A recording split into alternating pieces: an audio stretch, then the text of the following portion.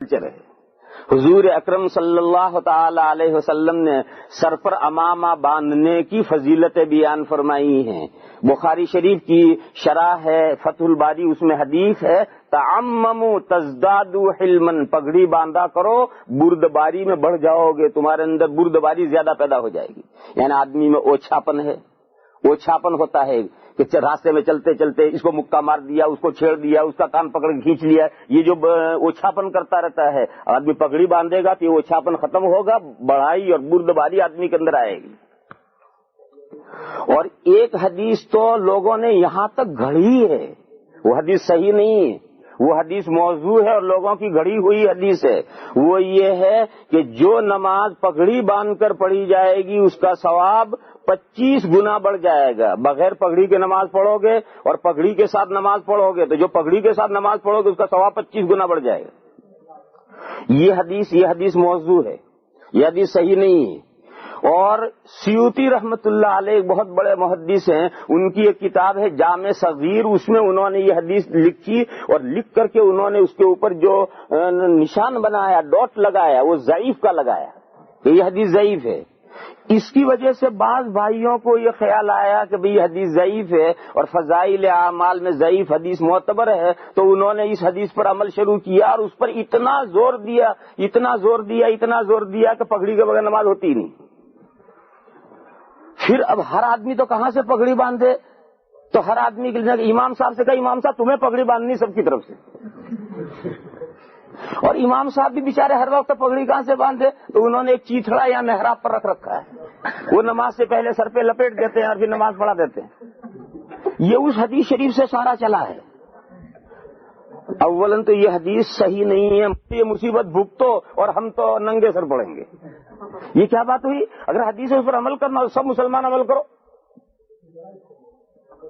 تو میں اصل یہ بتا رہا تھا کہ وہ جس حدیث ہے اسے سیوطی رحمت اللہ علیہ نے جامع صغیر میں اس پر ضعیف کا نشان بنایا ہے، اور اس لیے بعض وہ بھائی جن کو حدیث شریف کا بارے میں زیادہ معلومات نہیں ہے وہ یہ سمجھے کہ یہ ضعیف حدیث ہے اور فضائل اعمال میں معتبر ہے، تو وہاں سے اس حدیث پر انہوں نے عمل شروع کیا اور پھر عمل کرتے کرتے اتنا مبالغہ کر دیا کہ اگر کوئی نماز پگڑی کے بغیر امام نماز پڑھائے گا تو نماز ہی نہیں ہوگی۔ ورنہ حقیقت یہ ہے کہ وہ حدیث شریف گھڑی ہوئی ہے، موضوع ہے، وہ حدیث صحیح نہیں۔ لیکن پگڑی باندھنا یہ تو اسلامی آداب میں سے، اسلامی لباس کے طور و طریق میں سے، آداب میں سے ہے۔ جب پگڑی باندھنا اور صرف ٹوپی پہننا بھی اسلامی آداب میں سے ہے۔ حضور اکرم صلی اللہ تعالی علیہ وسلم اور صحابہ سے صرف ٹوپی پہننا ثابت ہے۔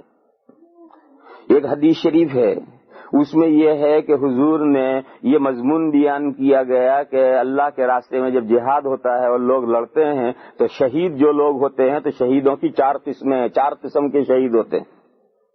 پہلی قسم یہ ہے کہ جید الایمان، بڑا مضبوط ایمان، پکا ایمان، میدان میں اترا اور بہادری کے ساتھ لڑا اور بہادری کے جوہر دکھائے اور مارتا رہا اور آخر میں اللہ کے راستے میں شہید ہو گئے۔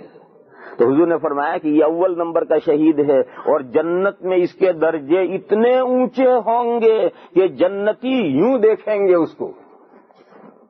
تو جب یوں کیا تو ٹوپی گر گئی، تو راوی یہ کہتا ہے کہ یہ جو جملہ ہے کہ ٹوپی گر گئی، یہ مجھے یاد نہیں رہا کہ حضور کی ٹوپی گری یا حضرت عمر کی ٹوپی گری۔ حضور سے یہ حدیث حضرت عمر روایت کرتے ہیں اور ترمذی شریف میں یہ روایت ہے۔ تو راوی کہتا ہے کہ مجھے یہ یاد نہیں رہا کہ ٹوپی کس کی گری، حضور کی گری یا حضرت عمر کی گری۔ حدیث پھر لمبی حدیث ہے، دیکھو اس سے یہ بات نکلی کہ حضور بھی صرف ٹوپی پہنتے تھے اور حضرت عمر بھی صرف ٹوپی پہنتے تھے، کیونکہ ٹوپی گری یہ کب کہتے ہیں جبکہ صرف ٹوپی پہنی ہوئی ہو، اور اگر ٹوپی پہن کر پگڑی باندھی اور پھر اولن تو پگڑی باندھو گے تو گرے گی نہیں، ٹوپی پہن کر پگڑی باندھو گے تو گرے گی نہیں، لیکن اگر گرے گی تو ٹوپی گرنا نہیں کہیں گے، پگڑی گرنا کہیں گے۔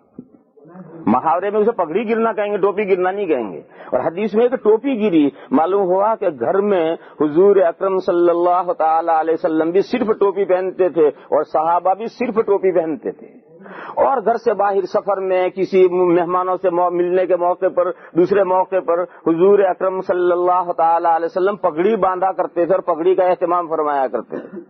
تو اسلامی جو لباس ہے اسلامی لباس جو ہے وہ تو حضور اور صحابہ اور نیک مسلمانوں سے، حضور اور صحابہ اور ہر زمانے کے نیک مسلمانوں کا جو لباس ہے اس سے اسلامی لباس بنتا ہے.